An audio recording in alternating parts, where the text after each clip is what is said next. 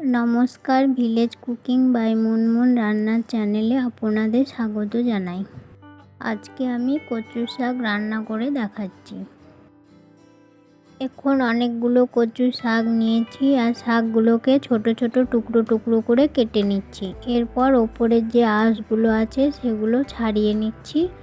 এখানে এক ঝুড়ি কচু শাক আমি কেটে নিয়েছি।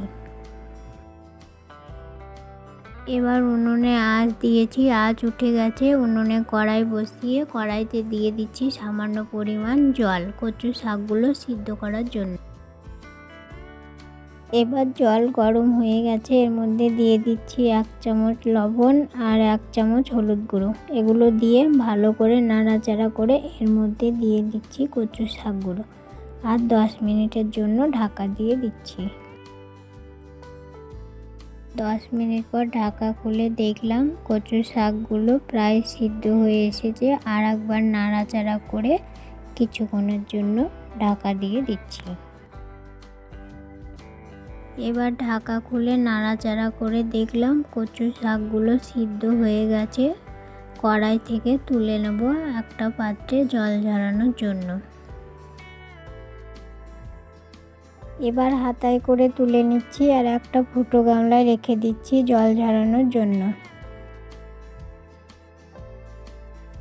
এইভাবে ফুটো গামলায় রেখে হাতায় করে চেপে চেপে জল বের করে নিচ্ছি।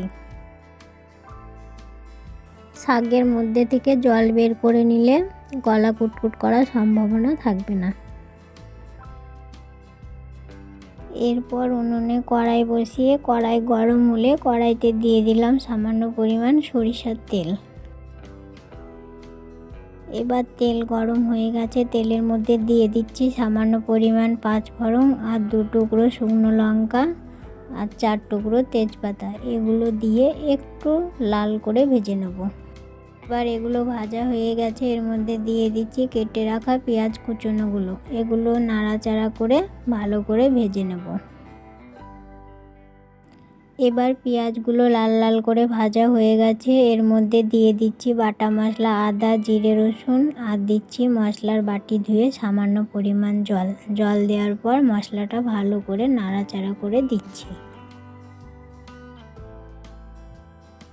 এরপর বাটা মশলার মধ্যে দিয়ে দিচ্ছি 1 চামচ হলুদ গুঁড়ো, 1 চামচ লঙ্কা গুঁড়ো, 1 চামচ ধনে গুঁড়ো আর 1 চামচ কাশ্মীরি লঙ্কা গুঁড়ো রঙের জন্য দিয়ে দিচ্ছি। এগুলো দেওয়ার পর ভালো করে নাড়াচাড়া করে মশলাটা কষিয়ে নেব।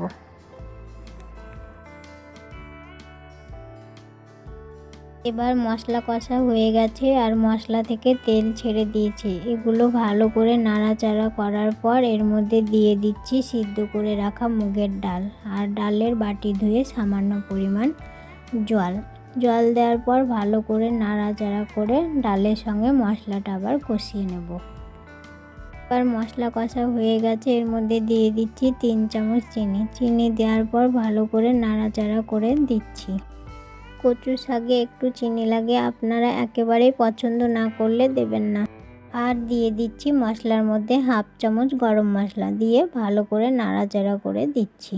এবার মশলাটা ভালো করে কষিয়ে নিয়েছি আর নাড়াচাড়া করে মশলার মধ্যে দিয়ে দিচ্ছি সিদ্ধ করে রাখা কচু শাকগুলো দিয়ে ভালো করে নাড়াচাড়া করে মশলার সঙ্গে মিশিয়ে নেব।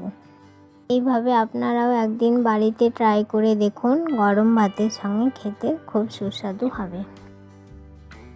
এবার শাকগুলো মশলার সঙ্গে ভালো করে মিশিয়ে নেওয়া হয়েছে আর এর মধ্যে দিয়ে দিচ্ছি স্বাদ মতো লবণ।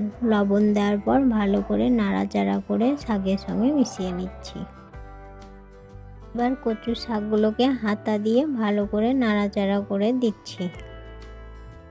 এবার কচু শাক হয়ে গেছে, নামিয়ে নেব আর নামানোর আগে দিয়ে দিচ্ছি 1 চামচ ঘি। ঘি দেওয়ার পর ভালো করে হাতা দিয়ে নাড়াচাড়া করে দিচ্ছি।